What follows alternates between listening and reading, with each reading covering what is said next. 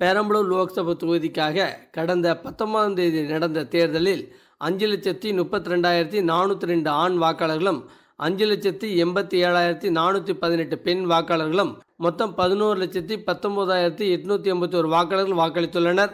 இது 77.43% பெரம்பலூர் லோக்சபா தொகுதியில் ஆண் வாக்காளர்களை விட 55,016 பெண் வாக்காளர்கள் அதிகமாக வாக்களித்துள்ளனர்.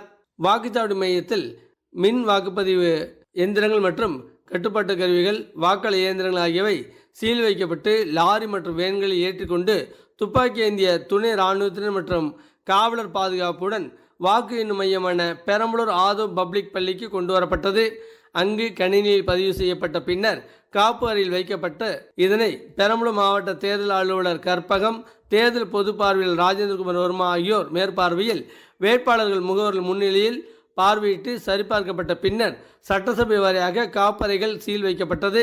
இதைத் தொடர்ந்து பாதுகாப்பு அறைகள் பூட்டி சீல் வைக்கப்பட்டன. வாக்கு எண்ணும் மையம் வளாகம் முழுவதும் சிசிடிவி கேமரா பொருத்தப்பட்டு கண்காணிக்கப்பட்டு வருகிறது. அங்கு 3 அடுக்கு பாதுகாப்பு போடப்பட்டுள்ளன. பாதுகாப்பு குறித்து மாவட்ட தேர்தல் அலுவலர் கற்பகம் கூறுகையில், வாக்கு எண்ணும் மையமான பெரம்பலூர் ஆதவ் பப்ளிக் பள்ளியில் 3 அடுக்கு பாதுகாப்பு போடப்பட்டு வளாகம் முழுவதும் 192 சிசிடிவி கண்காணிப்பு கேமராக்கள் பொருத்தப்பட்டு கண்காணிக்கப்பட்டு வருகிறது. பாதுகாப்பு பணியில் துணை இராணுவ படையினர் 27 பேரும், தமிழக சிறப்பு காவல் படையினர் 42 பேரும், ஆயுதப்படை காவலர் 60 பேரும், சட்ட ஒழுங்கு காவல் அதிகாரிகள் மற்றும் ஆளுநர்கள் 165 பேரும் என மொத்தம் 295 நபர்கள் பாதுகாப்பு பணியில் ஈடுபடுத்தப்பட்டுள்ளனர். இவர்கள் 24 மணி நேரமும் சுழற்சி முறையில் பாதுகாப்பு பணியில் ஈடுபடுவர். வேட்பாளர் முகவர்கள் சிசிடிவி கேமரா காட்சிகளை 24 மணி நேரம் கண்காணிக்க சிறப்பு ஏற்பாடுகள் செய்யப்பட்டுள்ளது.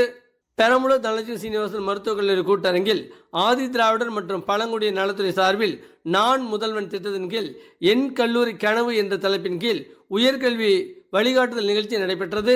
சார் ஆட்சியர் கோகுல் தலைமை வகித்து இந்நிகழ்ச்சியை தொடங்கி வைத்தார்.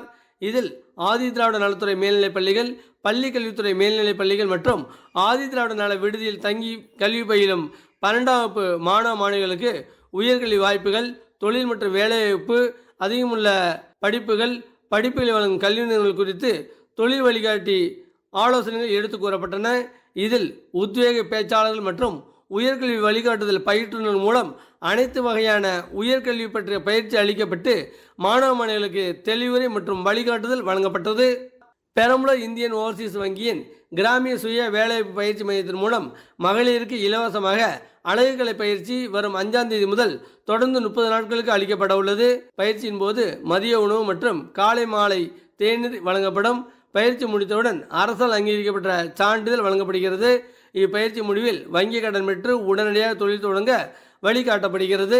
இதில் 19 வயது முதல் 45 வயதுக்குட்பட்ட எழுத படிக்க தெரிந்த சுய தொழில் தொடங்குவதில் ஆர்வமும் பயிற்சி பெற விருப்பம் உள்ளவர்கள் கிராமிய சுய வேலைவாய்ப்பு பயிற்சி மைய இயக்குனர் அலுவலகத்தில் நேரில் அணுகி விண்ணப்பித்து பயிற்சி பெற்று பயன்பெறலாம் என அம்மைய இயக்குனர் ஆனந்தி தெரிவித்துள்ளார்.